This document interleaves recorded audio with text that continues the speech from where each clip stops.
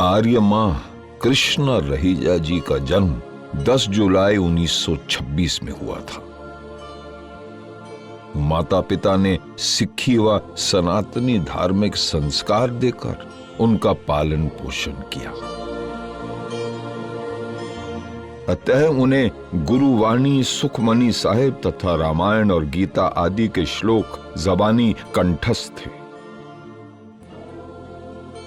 भारत के स्वतंत्र होने के पश्चात कृष्णा जी का विवाह रहेजा परिवार के सुपुत्र महेश्वर नाथ जी के साथ हुआ।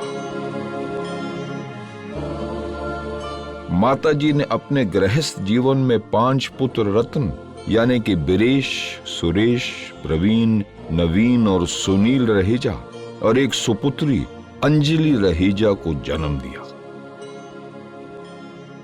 माता कृष्णा रहेजा ने अपने परिवार से पर्याप्त आर्य संस्कार अपने पुत्रों एवं पुत्रियों को भी दिए।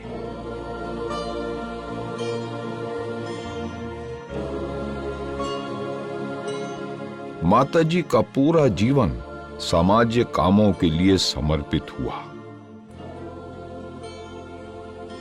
वर्ष 2007 में माताजी ने कृष्णा महेश गायत्री संस्थान की नींव रखी। इस संस्थान में आर्थिक रूप से कमजोर बच्चों को शिक्षा दी जाती है। इतना ही नहीं, यहां बच्चों की कॉपी किताबों से लेकर उनके खाने, स्वास्थ्य सेवा का भी ध्यान रखा जाता है। माताजी के चले जाने के बाद भी उनके बच्चों ने उनका ये सपना जिंदा रखा हुआ है।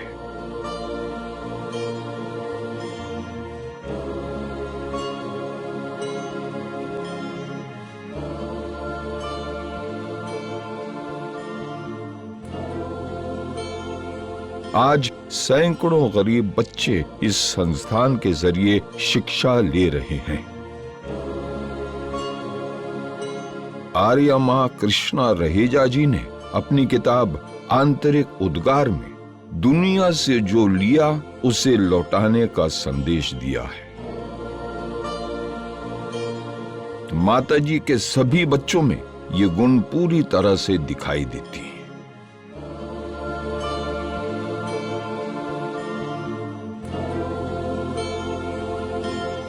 पूरा परिवार आर्थिक दृष्टि से संपन्न एवं धार्मिक संस्कारों से ओतप्रोत है। 4 नवंबर आपके लिए, आपके पूरे परिवार के लिए बहुत ही विशेष दिन है, बहुत ही खास तारीख है। उसी दिन आपकी माँ आपको छोड़ के चली गई और पिछले साल 9 नवंबर को मेरी माँ मुझे छोड़ के चली गई। तो मैं जानता हूँ कि उनकी बड़ी यादें आती हैं, लेकिन तकलीफ भी होती है, दर्द भी होता है। और एक बेटे का जो माँ के साथ रिश्ता है वो अलग होता है। तो आप हमें बता दीजिए कुछ अपनी माँ के बारे में, कुछ उनकी खास यादें, कुछ खास बातें।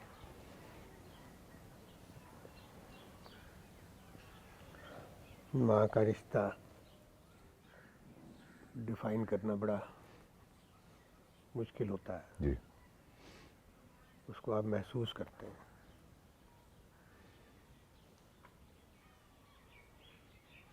मुझे इतना पता है कि मेरी जो पहली मेमोरी है बचपन की जी। कुल्लू की है। बहुत छोटा था मैं। उस मेमोरी के साथ अगर मैं कनेक्ट करता हूँ तो सवेरे सवेरे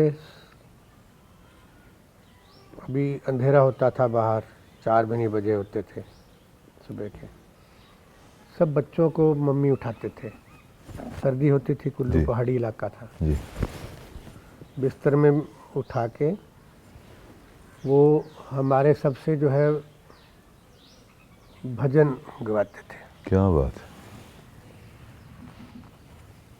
उठ जाग मुसाफिर भोर भई, अब रैन कहाँ जो सोवत है, जो सोवत है सो खोवत है, जो जागत है सो पावत है।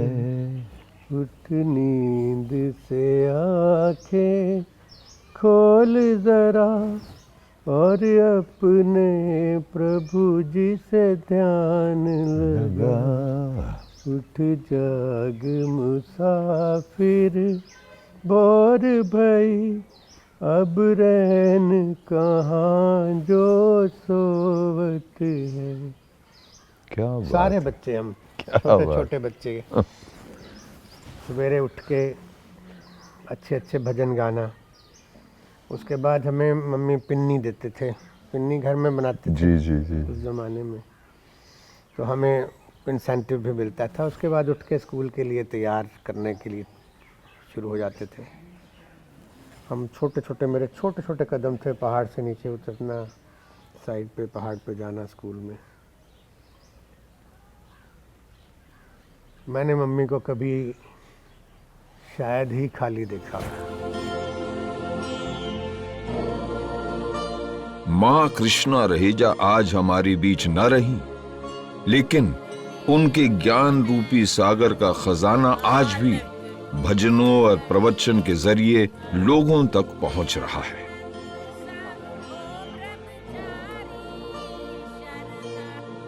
आर्या माँ कहती हैं कि ओम में तो समूची सृष्टि समाई हुई है। जो इसकी शक्ति से अनजान है उसके लिए यह स्वीकार करना थोड़ा मुश्किल होगा। ओम शब्द के साथ गायत्री मंत्र का जाप कर अपने मन के विकार दूर करने का प्रयास किया जा सकता है।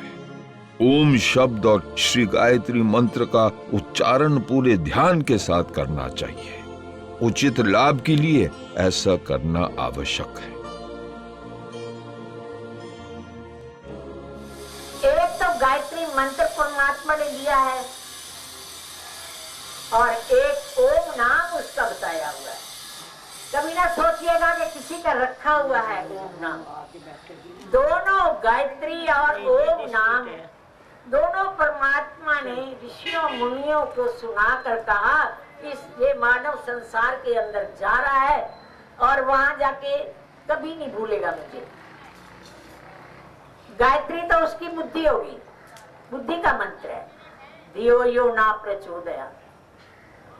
ये बुद्धि है, बुद्धि के द्वारा ही आप सब कुछ कर सकते हैं। मैंने परसों आपको एक कहानी क्या बात बताई थी कि मैं अपनी बात बताती हूँ। मैं यहाँ बैठी हुई हूँ और आप मुझे कोई काम कहे तो मैं सीधा एक ही शब्द कहूँ ना, फिर कहे मैं कहूँ ना। आप मेरे से क्या पूछ रहे हैं, मैं ना करती जा रही हूँ। जब मैं उठूंगी और आप कहोगे हमने आपसे पूछा था आपने ना क्यों कहा, मैंने कहा इसलिए कहा कि आपने ना कहा और मैंने ना कहा, इसकी कोई फीस नहीं। बाबा करते हुए वकील को फीस नहीं दी ना मुझे।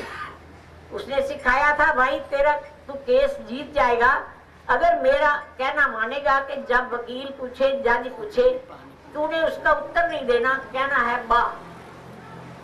वो बाबा करता रहा। जब जीत गया मुकदमा तो वकील ने कहा भाई मेरी फीस तो दे दे।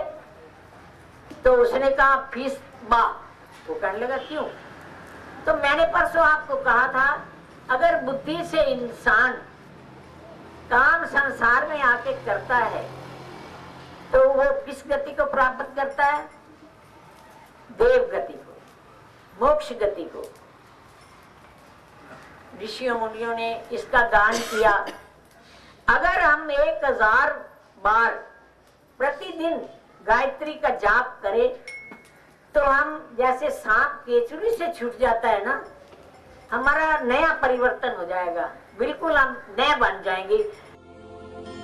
आर्या माँ ने सभी प्राणियों को इस अनमोल जीवन को व्यर्थ न गंवाने का ऐसा मंत्र दिया है जिससे मनुष्य के जीवन में व्याप्त अंधकार दूर हो जाएगा। परमपिता पिता परमात्मा की, जिसने हमें ये महान मंत्र दिया है, ये किसी का बनाया हुआ नहीं है। मैं रोज कहती हूँ इसलिए कि आप सबको अच्छी तरह पता चल जाए, हम सिर्फ आहुति नहीं दे रहे। ये मंत्र परमात्मा ने अपनी वाणी से ऋषियों मुनियों के कान में ये बताया कि इस संसार में जा रहे हो, ये मंत्र जो है ये आपका गुरु मंत्र है। गुरु और शिष्य का संबंध है इस मंत्र में। वैसे संसार में हम किसको समझते हैं? हमारे माता पिता हमें जन्म देते हैं, हम यहीं तक निर्भर हो जाते हैं कि हमें जन्म माता पिता ने दिया है। और कभी ये नहीं सोचा कि हम आए कहां से और जाना कहां पड़ेगा। गुरु दिया लेता है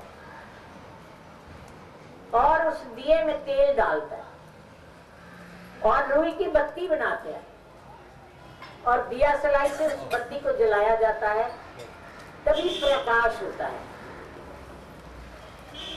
हम ये शुभ कर्म जो करने जा रहे हैं, यज्ञ कुंड में अग्नि जल रही है, हाथ से गर्म कर रहे हैं, संविदा 3 से प्रज्वलित कर रहे हैं और उसके ऊपर जो घी की आहुति दी जा रही है, उस अग्नि को ऊपर उठाती चली जा रही है और खूब उसमें प्रकाश होता जा रहा है। वो प्रकाश, वो आहुति कहाँ जा रही है? यास्क मुनि ने कहा है, आप समझिए इस आहुति का क्या मकसद है, इस आहुति से हमें मिलता क्या है। उन्होंने, परमात्मा ने अपने मुखार विंद से स्वयं गाकर इसको सुनाया है। गायत्री मुखत उत्पत्ति गायत्री।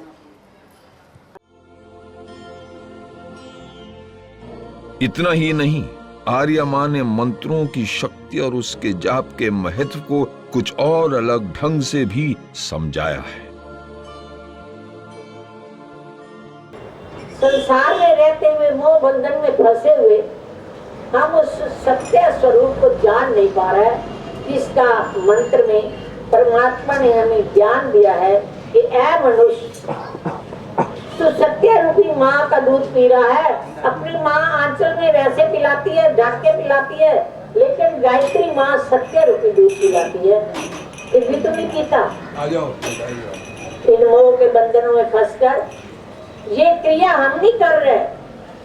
भगवान कृष्ण ने श्रीमद् भागवत गीता के 10वें स्कंद में और 10वें ही अध्याय में परीक्षित, उसमें क्या समझा रहे हैं कि भगवान कृष्ण की दिनचर्या क्या थी। आपने गीता में तो नहीं पढ़ा, कभी ये सार भी पढ़ के देखो कि ये महान आत्माएं जो आज जग में प्रज्वलित हो रही है, वो कौन थी। वो सुबह उठते थे, अपना बाथरूम से धोकर भारत आसन पर बैठकर संध्या करते थे। योगीराज कृष्ण की बात कर रही है। और संध्या करके, उपासना करके यज्ञ करते थे, रोज यज्ञ करते थे। आदि खुली हुई है। वो कहने लगे, देख पार्वती, आज जिस कैलाश पर्वत की चोटी पर मैं बैठा हूं ना, वो गायत्री माँ का जाप है। सोया हुआ भी जागा हुआ इस संसार को देख रहा हूँ। ये है गायत्री मंत्र, जो कि ईश्वर का दिया हुआ, परमात्मा का दिया हुआ। आर्या माँ कहती हैं कि जितना अधिक जाप होगा, उतना ही अधिक आत्मा निर्मल होगी। जाप करना एक आध्यात्मिक तप है, इसलिए ईश्वर का नाम जपने में अधिक समय बिताना चाहिए। माँ कहती हैं कि उस ईश्वर का इतना नाम लो कि वो नाम तुम्हारे दिल में बस जाए और पहाड़ के पानी के समान अपने आप रिसने लगे।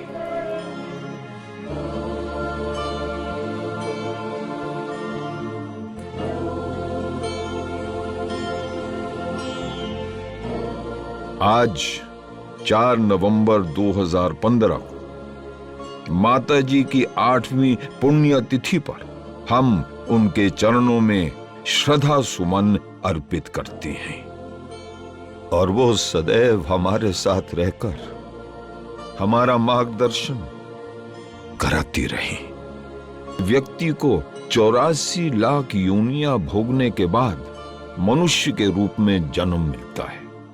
ये जीवन अनमोल है। ऐसे में इस जीवन को व्यर्थ नहीं गंवाना चाहिए, बल्कि इसका सदुपयोग करना चाहिए।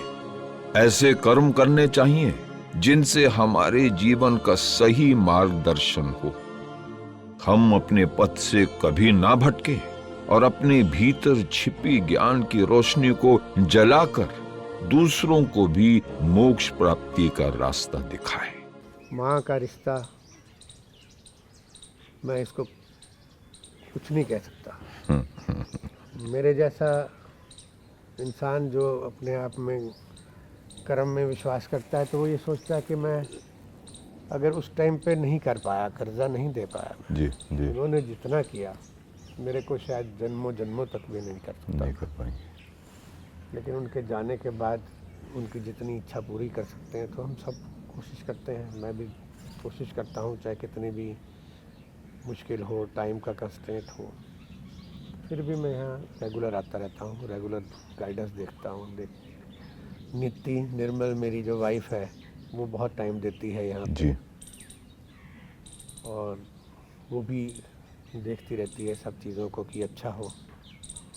मेरी छोटी सिस्टर अंजलि मेहता पम्मा, वो भी अपना वक्त देती है। बड़े भैया वक्त देते हैं, और दूसरे बड़े भैया वो भी कभी जब उनका दिल उचाट होता है तो वो भी यहीं आके मदद करते हैं। डॉक्टर साहब भी मदद करते हैं, सुरेश भैया, सब लोग अपने अपने टाइम कंस्ट्रेंट के हिसाब से जितना कर सकते हैं कोशिश करते हैं यहाँ पे, ताकि माँ का कर्जा तो नहीं दे सकते हम लोग, लेकिन जो कुछ कर सकते हैं उतना ही कर सकते हैं। जी।